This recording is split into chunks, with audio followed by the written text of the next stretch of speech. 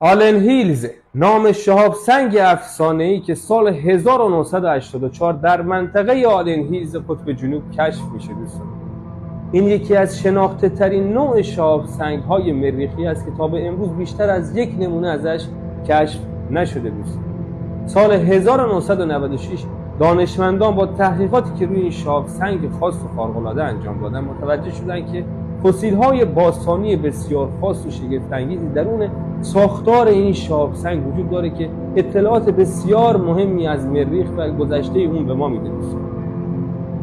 ارزش هر گرم این شهاب سنگ چیزی حدود $4000 است که اون جز ارزشمندترین شهاب سنگ‌های جهان کرده. از خصوصیات این شهاب سنگ میشه به جذب ضعیف آهنربایی زیر 5% و پوسته سوخته بسیار زیبا که دور تا دورش رو فرا گرفته اشاره کرد دوستان.